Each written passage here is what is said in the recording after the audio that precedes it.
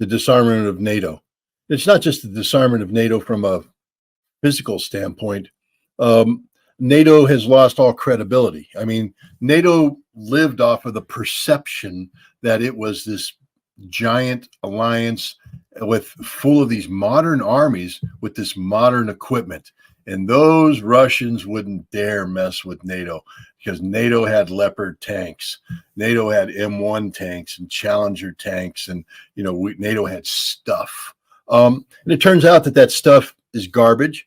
It also turns out that NATO armies are useless. Germany, for instance, has been exposed as literally nothing but a bunch of, schnitzel eating, beer chugging, fat men who can't fight. They can't pass a physical fitness test. They haven't maintained any of their equipment.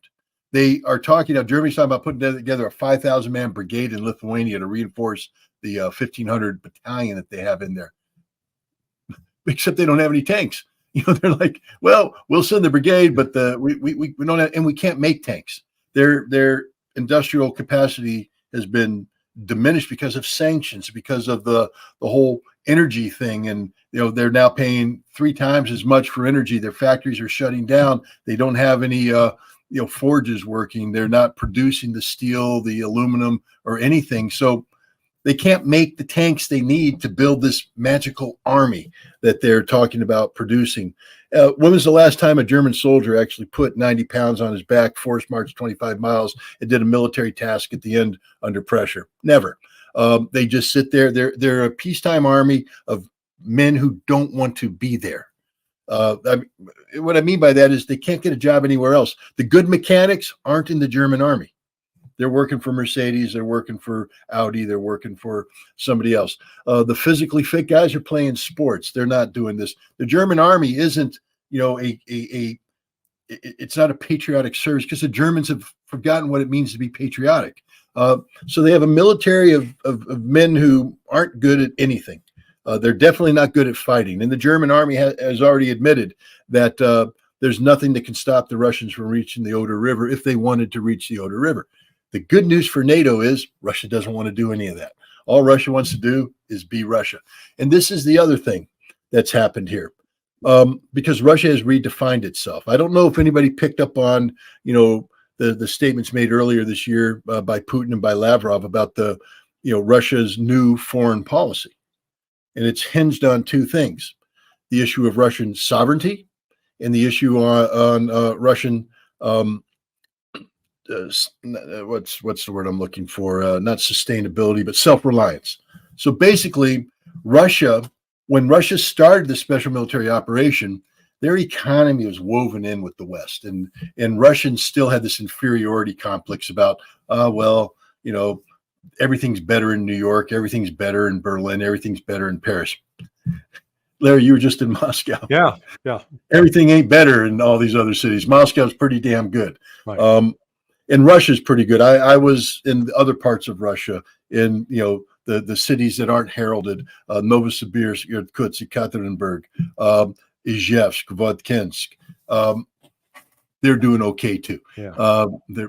Russia's doing okay. It's not perfect. I'm not going to sit here and tell you that. I mean, Moscow's damn close to being perfect, but Russia is, it's got issues. Hell, they were in the 1990s. Russia was a destroyed economy, a destroyed society. Right. It's, Putin has been rebuilding them for 23 years successfully. But that thing that came out of this conflict is Russia has divorced itself from the West. They are done with the West. That doesn't mean that they'll never be friends with the West. They will. But Russia will never again allow the West to be in a position where Russia will be reliant upon them. Those days are over. This is a new Russia. This is a Russia that has said that Russia will never again be subordinated to the West culturally either. The day that the Russians go, oh, those French have better culture than us, is over. Russia's now said we are one of the major civilizations of the world, one of the major cultures of the world. This has been a paradigm shift in terms of Russia's approach to interacting world. This is the big thing. Defeating Ukraine was automatic. Russia was always going to defeat Ukraine. The timing of it and how that was going to happen, it could be flicked. The defeat of NATO was never intended. That's NATO's fault for jumping in. But the redefinition of Russia is the biggest story here, because Russia now will never back down. And there's a reason why the United States and Europe wanted to break Russia up at the end of the Soviet Union, because Russia is a huge landmass with a whole bunch of potential, a whole bunch of potential. And when you combine that landmass and that potential, you create a problem that the West can't contain. So we wanted to break it up. That's over now. Russia is united, Russia is whole, and they will emerge as, one of the top three powers. I mean, they are already, the top three powers, but they are going to be, I remember how, everybody talked about, Russia's just a gas station with a nuclear weapon. Yeah.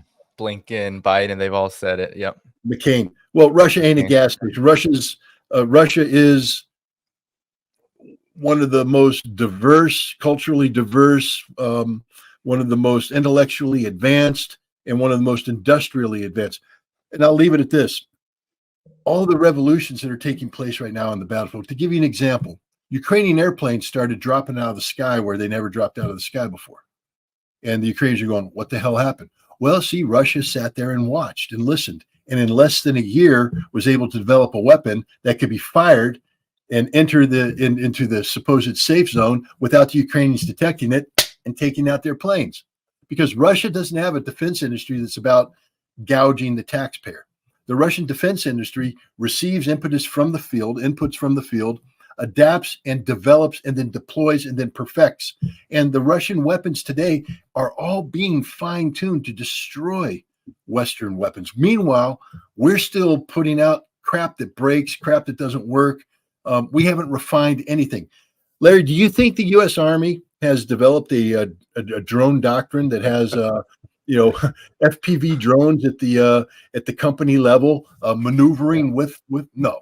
And if you ain't doing that, you're going to lose a lot of guys, because that's the new face of war. And if you don't have your drone capability, you're going to lose too. Yeah, no, they're starting to wake up to it, but I'm not even sure. I spent 23 years scripting terrorism exercises for JSOC, and so these involved terrorist scenarios in all corners of the world, everything from nuclear to chem bio and conventional terrorism. And we always had this process at the end, a hot wash, which was called lessons learned. And what I can say after all that time is nobody learned a damn thing. There were no lessons learned. There were needed and never learned. Now, I want to go back to something that Scott said, that just to put an exclamation mark on it. 43 years ago, when I was teaching at American University while trying to do a PhD, I took a group of students down to the Russian embassy. And we met, I think, with either the deputy chief of mission or the political secretary. At that time, the Soviets, when these guys were Russian, they were insecure, and they showed their insecurity by bragging, and being would overstate things, and it was so evident that they doubted themselves, and that was the period when blue jeans would be a big thing in Moscow. And the first McDonald's, I think, got opened in like 76, 77. Why that's important is I stayed 4 blocks from that McDonald's restaurant. It's no longer a McDonald's, gone. And the dealing with Russians, they dealt with someone from the foreign ministry, a very senior official. The confidence they have, the maturity they have, the calmness they have is really something that's it's enviable. You wish we had that in the United States. And I'm not kidding when I say that the United States is in the process of recreating itself into the Soviet Union, the old one, while Russia is in the process of making itself into sort of the powerhouse that the United States was in the 1950s, because they're excelling across the board. And I think the one temptation Russia will have to avoid is what has helped destroy America. That as long as you go outside and keep getting involved in foreign conflicts, keep butting your nose into the affairs of other countries, keep spending all of your taxpayer dollars on these foreign wars, you bankrupt your country in the process. And as Scott correctly noted, you go to Moscow and everything's up to date. It's beautiful. They don't have, like in San Francisco, you can get an app which shows you where all the human beings have defecated on the sidewalks. They don't have poop mats in Moscow. The streets are clean. It's big snow. People are out shoveling snow, and they got machines that work it and get it picked up. So, like Scott said, it's not a perfect place, but they've at least spent their money on making Russia great again. And that's, that it really has happened there. And what's so frustrating is in the United States, any politician, any political leader that tries to speak positively about Russia and why we should be friends with them is attacked, vilified, accused of being some sort of puppet of Putin. And what I'm afraid of is it's going to take us getting a bloody nose knocked on our ass before we may wake up and say, maybe we need to talk to the Russians. Yeah. And it certainly is a new McCarthyism, so to speak, era here in the United States. And I wanted to get maybe your final comments before we move on to another topic on when I asked about the global ramifications of the Ukraine conflict. One of the things that's been going on is Zelensky's last presser, the one that you referenced, that you both referenced. He sounded quite down about NATO membership.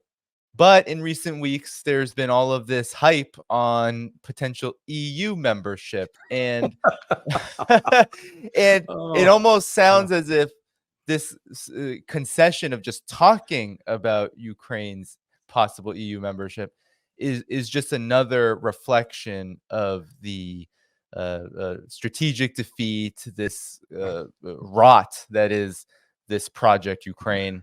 Maybe I'll let you and Scott first, and then Larry to comment on it. Has everybody seen that movie Rudy? Yeah, it's a very wonderful movie. You all are more cultured than me. Rudy, and he's basically this small kid. I mean, he's got a lot of motivation, but he wants to play football for Notre Dame, and he walks on. And he spends every year he goes out there and he's on the practice squad and nothing. And they let him suit up in the end his senior year, but he's not going to play because he's not very good. He really doesn't qualify to do any of this stuff. But he gets in at the end. It's a happy ending. Ukraine is the story of Rudy with no happy ending. Yeah. Okay, the crowd can be shouting Rudy, Rudy, Rudy, but what's really going on is they're getting Rudy's hopes up, and the coach just says, "Nope, don't send him in. Nothing. Sit on the bench. Not just sit on the bench, but get him the hell off the field. Get him in the locker room." Ukraine will never be a member of the European Union. It doesn't qualify. Nobody in Europe really wants it to be. This is one of these stupid political ploys that's put out there. And I don't know why the Ukrainians and the Georgians, because the Georgians have been given the same thing. You can be a member of the EU. No, you can't, Georgia. You don't qualify. The EU is an economic union, not just a political union, but an economic union, which means you got to sort of have a sound economy before you can be invited in. Ukraine isn't just a body on life support. It's dead. I mean, there ain't nothing there. You can put oxygen mask on it, put an IV in. You ain't going to recover that. The Ukraine only exists when we give it money. They don't have a viable economy right now. You heard Zelensky in his conference about, I need 6 working Ukrainians to pay taxes to pay for one soldier. So in the way, who's going to give me those jobs? Because they don't have any jobs in Ukraine. They got nothing in Ukraine. So Ukraine will never be a member of the EU. I don't know how to say that any clearer than this. This is one of those sick things that we did with Ukraine to lure them into believing that they could be a member of NATO. Now, no, I said they don't qualify to be NATO. They will never be a member of NATO ever. Well, I think everybody recognizes that now. So now they're putting out that last bit of hope. You can be a member of the EU.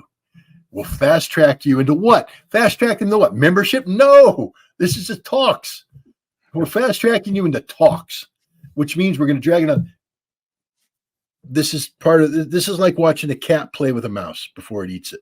It's just sad, but it's Rudy with no happy ending. Hey, remember that Turkey, the EU voted to let Turkey in too, the accession talks. That's about 21, 22 years ago. They're still waiting. It took Ireland. Think about this. Ireland, I mean, bunch of like to drink a bit, you know, took them 20 years to get in. So, you know, the notion that Ukraine's going to be bum rushed through the door, you know, that's not happening. Yeah, but the other, you know, I think Russia was surprised by the special military operation on several fronts. One, you know, the weakening and potential destruction of NATO is one, but then it really gave the impetus for BRICS and the rise of Brazil, Russia, India, China, South Africa, creating an alternative economic system outside of the U.S. dollar denominated reserve system. And we're seeing, you know, this week the United States thinks it's being cute that, oh, we're going to pass a law and we're going to take that $300 billion that we stole from Russia. We're going to give it to Ukraine. Boy, that'll be a game changer for them. Yeah, it might mean that, you know, Zelensky can buy more cocaine. Okay. But apart from that, it's what the message it sends to the rest of the world is, if we do business in US dollars, this United States can take our money anytime they want. And there's nothing we can do about it. So why would we want to get ourselves hooked into that kind of system when we can join BRICS and deal in our own currency? And so it's a fundamental change in the international economic order. The new world order created in the wake of World War II with the International Monetary Fund, the Bretton Woods Agreement, the World Bank, the United Nations, all of that's coming apart. And the traditional U.S. leadership in that is crumbling. It's being dramatically eroded. And that's one of the things I think Russia awakened, you know, it awoke to. It realized, as Scott said earlier, we don't need these guys. We're our own person. We can do our own thing.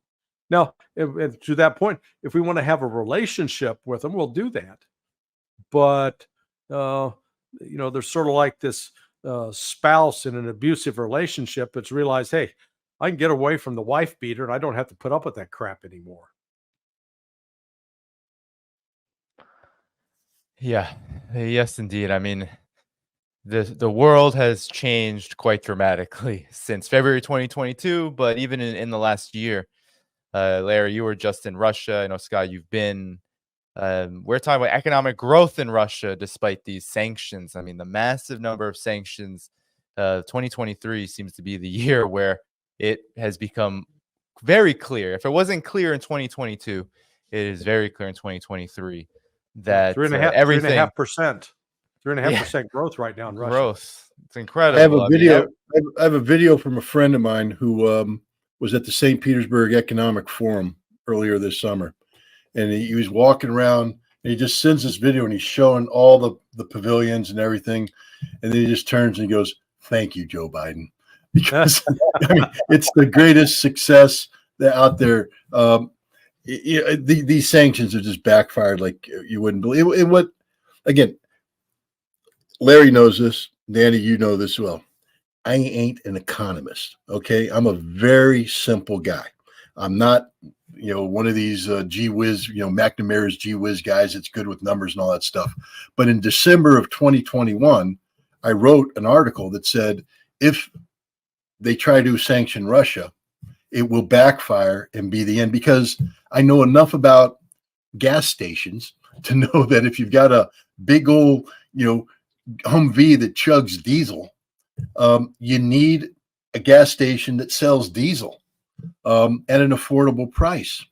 And Europe was this big old Humvee that chugs diesel, and Russia supplied the diesel. And by sanctioning Russia, they cut off the diesel supply. And now the Humvee's out of fuel. It don't work. It's sitting in the corner, rusting, falling apart because there's no spare parts.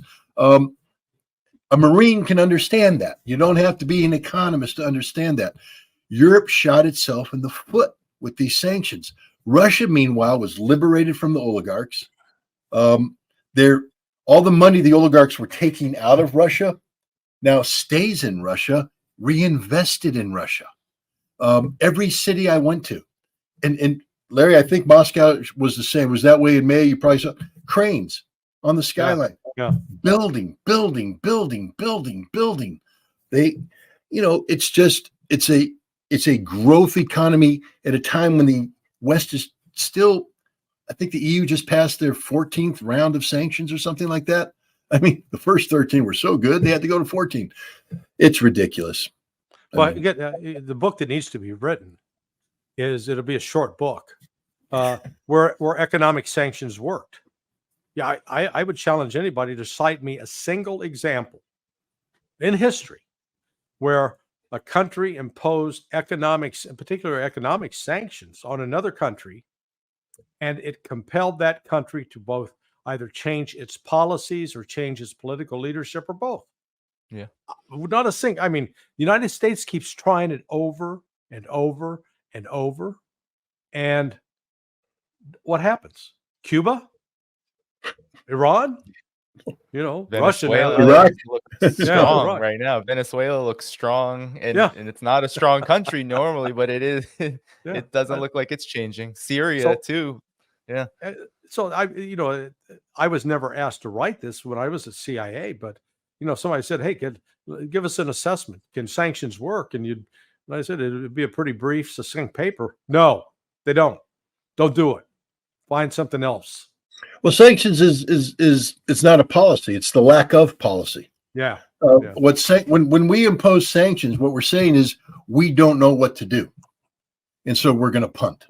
We're going to put sanctions in place to buy time, to look like we're doing something while we do nothing. Meanwhile, all we do is end up isolating ourselves further. Our strength came from the fact that we dominated the global economic system. And the only way you continue to dominate is by having people buy into it, Right. and then they buy into it. Now you can, and if you're smart, you manipulate on the sidelines. You don't do the big thing because you want them to continue to buy into it. You want them to keep coming. You want them to keep signing up, get more subscribers, but manipulate on the sideline, control indirectly. And if you're clever, you own the whole world. No, well, see, politically, we can't do that because we have to have Marco Rubio and, Ted Cruz and all these other idiots. We're strong. We're America. Like Tony Blinken, I know we might get to China, but, we can only deal with China from a position of strength. Really? How about just dealing with China? That would be nice. But the point is, we screwed up because we sanction everybody and they end up saying, well, we don't want to play anymore. What do you think is going to happen, Larry, when they take $300 billion from Russia? Because up until now, we've had Janet Yellen and others say, we can't do that because that's illegal. And Russia's going to put, Russia will take back loans that U.S. companies were expected to be repaid. Russia will just confiscate. I mean, they got $300 billion worth of infrastructure in there. They'll just nationalize. Yeah. Oh, yeah. So it's foolish. And it also means that nobody's ever going to want the dollar again or the euro again. Yeah. Which is happening right now. That's what the whole impetus behind de-dollarization isn't that the dollar is a weak currency. Actually, the dollar on the international trade is a very strong currency. Look at it. When you trade in the dollar, you don't have any of this messy currency exchange rates and this complication. Things happen smoothly because everybody's using the same currency. How stupid were we to end that system? What we've done now, though, is make the dollar a suicide pill, because now, SWIFT, I can't do, I'm a sovereign nation. I want to do something, but I can't now because my dollars touch or a dollar I use touched the banking system. So now the U.S. government can come and tell me what to do. I mean, the arrogance of the Congress to say, if you touch a dollar, we own you. And then we say we want everybody to have their fiscal, their reserves in dollars and euros, again, because of the ease of commerce. And we put them in banks so that things are convenient, things are fast, the transactions, and then we seize them. And people are going to go, well, I know it's inconvenient for me to trade with renmin and rupees, but ain't nobody going to be seizing my money. America has basically navigated itself out of a winning position. We were controlling the world because we had a system in place that enabled us to control the world with very little effort.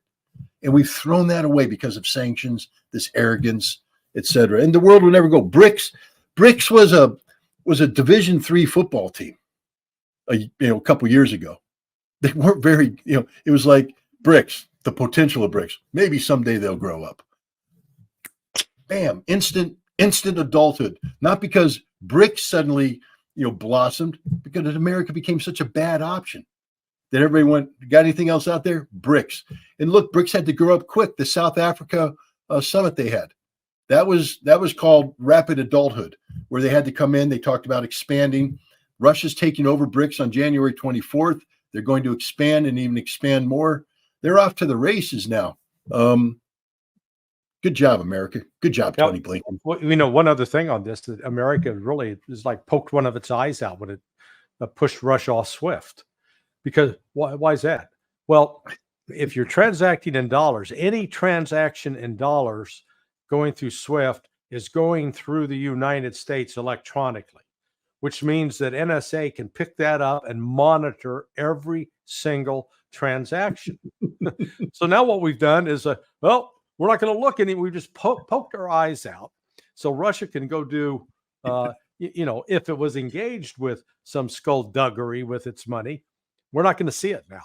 And I mean, that's another self-inflicted wound. It just shows how stupid and short-sighted these people are. They just they want to do things to build on what Larry just said. Tankers, old tankers. Russia's built this ghost fleet. I have to laugh about this because if you remember the arrogance, we're going to put a cap on Russian oil. Yeah. Really? Oh, they're doubling down on that, supposedly. That's what I'm hearing. We're going to deny Russia insurance. Really? And you don't think Russia has a plan? So Russia went out and bought all the old tankers in the world, and they filled them up with oil. And now we don't know, because they bought them not with dollars. They bought them on a market that we don't control anymore. We have no clue how many tankers Russia has and is operating. We have no idea what's going on. All these people that used to run the world oil thing and, I can predict the price. You can't. Because they don't know what Russia's doing. They have no clue what Russia's doing, because half of what Russia's doing right now is being reported in channels that the NSA isn't collecting on anymore, because we've allowed Russia to unplug from the known knowables. So we are, this is my frustration with people who are supposed to be experts in the energy security business. They haven't a clue about Russia. They don't know anything about Russia. They claim they don't need to know anything about Russia. They don't want to know. And this is why Russia's running circles around us, because Russia knows everything about us. Russia is very knowledgeable about who we are and what we are. That's why Russia's so patient. Do you see any panic from Russia? Larry, did you see any panic? No panic. There's nothing but panic in Washington, D.C. Nothing but panic. Why? Because they have no clue what's going on. They literally have no clue. All they'd have to do is pick up the phone and call the Russian ambassador, Anatoly Antonov, and talk. And he'd be more than happy to, but we don't allow anybody to engage with him. We've got nobody in State Department having connectivity with Moscow. I mean, Moscow used to have one of the biggest North American bureaus out there, in the foreign ministry. Whole bunch of experts on America who would pick up the phone and talk to their American counterparts when problems need to be solved. America hasn't made these phone calls, so they're redistributing these people. And Russia doesn't care. Russia's like, you don't want to talk to us? That's okay. Chinese want to talk to us. Indians want to talk to us. Africa wants to talk to us. The whole world wants to talk to us. America doesn't want to talk to us? No problem. And suddenly now America's going, oh, we might want to talk to the Russians. I'm sorry, the party you're calling doesn't really want to talk to you ever again. And that's the reality. we've blown it with Russia. We have truly blown it. Thank you for tuning in to my latest video. I appreciate all of your support. This channel, however, needs your help. I am seeking to make this channel more sustainable in the long term and upgrade necessary equipment to ensure that this work continues onward and makes progress to give you all of the geopolitical analysis that you all deserve.